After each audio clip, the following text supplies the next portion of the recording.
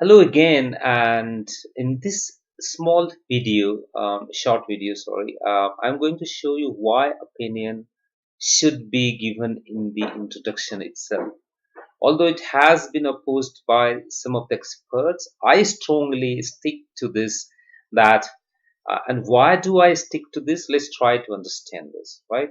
Why opinion should be there in the introduction? See, stating your opinion in the introduction is important as we need to, and this is what the band descriptor says that I have to follow.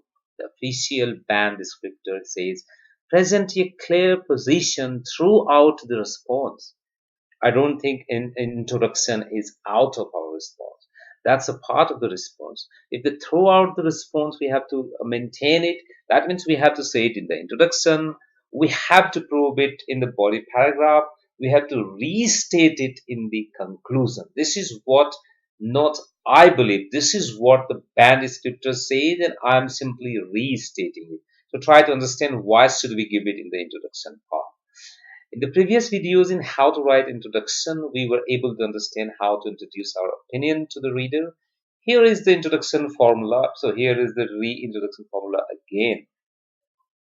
The first sentence would be a general statement or paraphrasing the language which is used in the question. And the second part will be opinion or what is your plan of writing? Means outline. If opinion is not asked, this is the outline. So let me show you an example of that. It is important to consider how government should spend its money.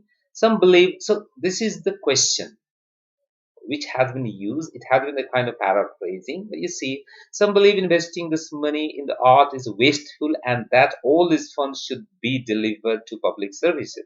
This is the statement which is given.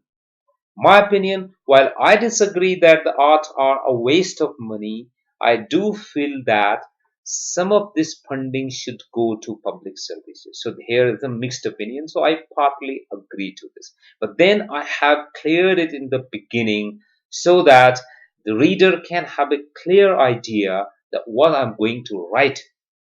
Let's now try to see some of the phrases that you can use to introduce your opinion, right? It can help you. I wholeheartedly believe, and then you can say anything. I'm strongly for or against it. It will help you avoid some very common language like I think, I believe, perhaps you can use them.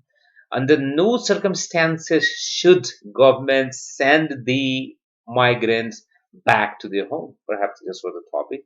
On no account should. So this is advanced level language that you can use under no circumstances should.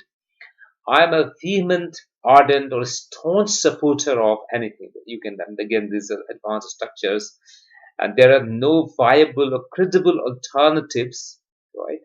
And it can hardly be denied that these are some of the languages of if you're able to use them and it will come through practice, then perhaps it can help you. But you must know whether they are really usable in the given circumstances or in the given context or not, or it will go just against you when you're getting the bad skill, right?